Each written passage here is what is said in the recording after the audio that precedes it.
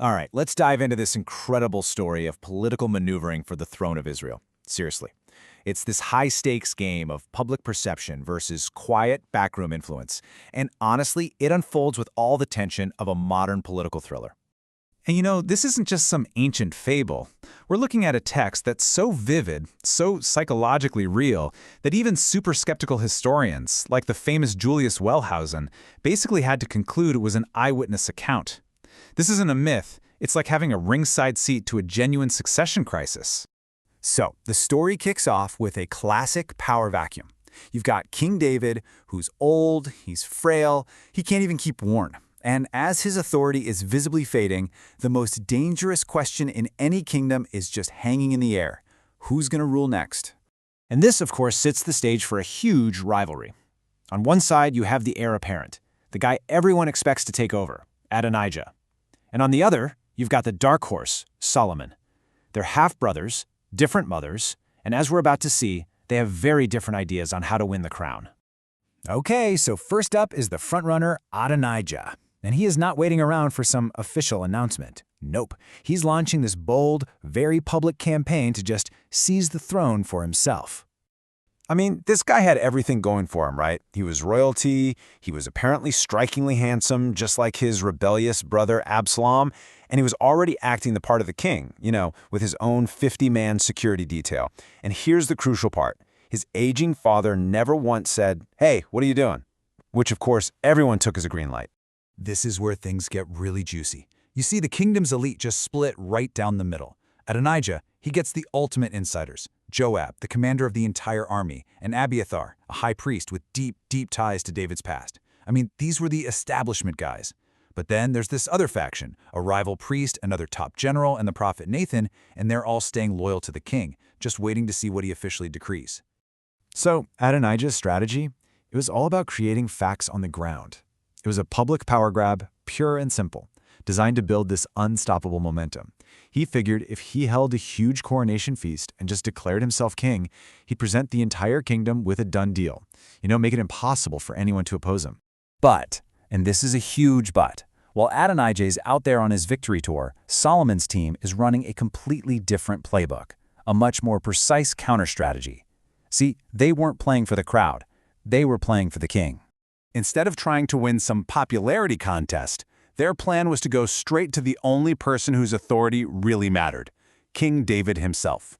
So Nathan and Bathsheba pull off this perfectly timed two-step appeal, reminding the old king of a sacred promise, a sworn oath he once made.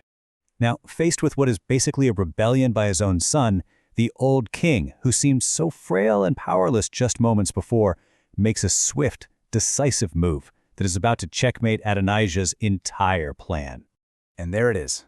David doesn't just reaffirm his promise, he declares he's going to act on it this day, immediately.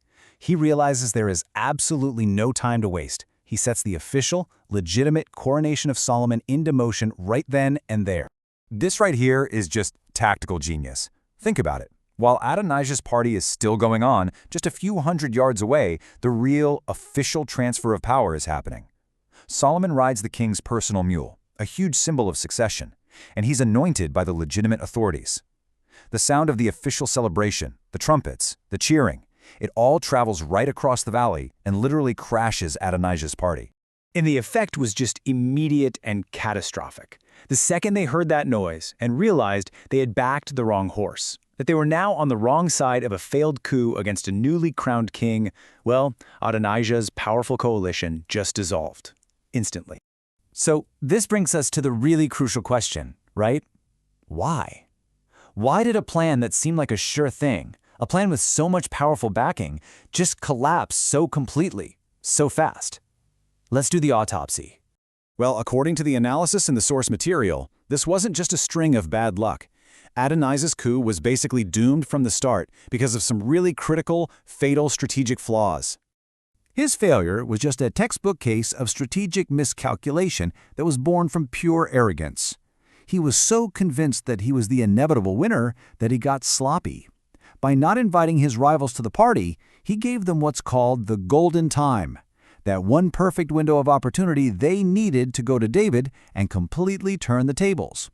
He looked at David and saw a frail old man, not the king whose word was still law. And this whole story, it just brilliantly illustrates the core takeaway here, what really holds a political team together, especially when the pressure is on. You see, Adonijah's team was what you'd call a coalition of desire.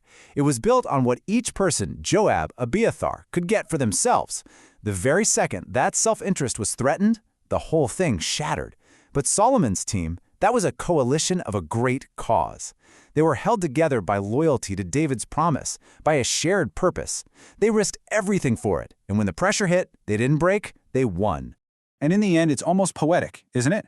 The very place Adonijah chose for his coronation, a place called the Slippery Rock, it served as the perfect metaphor for his entire campaign. His whole bid for power, built on the unstable, slippery ground of personal ambition, was always destined to fall. And it leaves us with a pretty big question. Is real power built on what people can get, or on what they believe in?